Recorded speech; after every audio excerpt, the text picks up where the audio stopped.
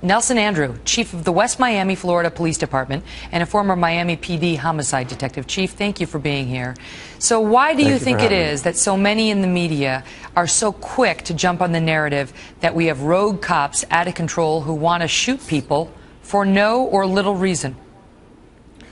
The media jumps on those bandwagons, and it's unfair, and it shouldn't be. They need to wait for the dust to settle.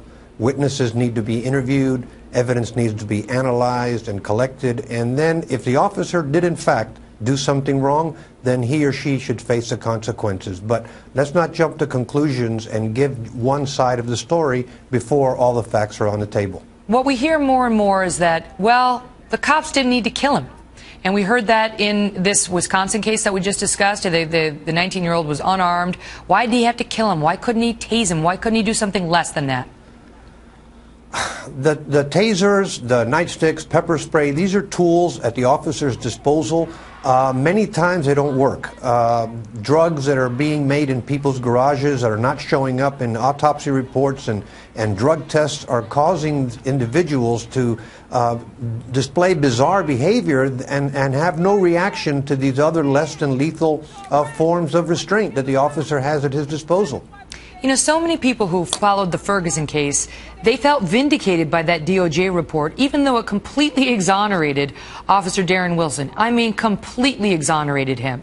But it condemned the Ferguson PD other police officers.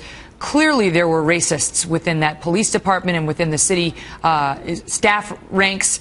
But they said, look, see, this is why there's such anger in these communities, because that racism manifests itself, if not through Officer Wilson, then through other officers on a day-to-day basis. Are there good officers? There are good officers. Are there bad ones? There's bad reporters, there's bad clergy, there's bad politicians. But I keep hearing the narrative that officers wake up in the morning with the thought, I'm going to go out and kill somebody, and then specifically to target a specific race or gender or ethnicity is really absurd. Officers go out there and put their life on the line day in and day out, and they need to be given that benefit of the doubt and shown to be innocent until the facts prove them otherwise. Mm-hmm. I don't hear so much that the cops are waking up wanting to just kill innocent people, but it's that the allegation is that they have an inherent bias, in particular against people of color, and they point to, let's go back to Ferguson, Michael Brown. What was his initial offense? He was walking in the middle of the street. Well, why did the officer have to mess with him? He messed with him, the allegation is, because he was a black man walking with his friend, walking while black, and so he wouldn't have done that to, you know, a white woman who was walking down the street. I beg to differ with some of those opinions, but again, the facts were proven. The DOJ did, I'm sure, a very thorough and intense investigation, and the officer was exonerated. However, are there, again, I say, rogue officers in departments? There may be, but the overwhelming majority of officers in this country put their life on the line day in and day out for the communities they serve. What do you think this is doing to the morale of cops?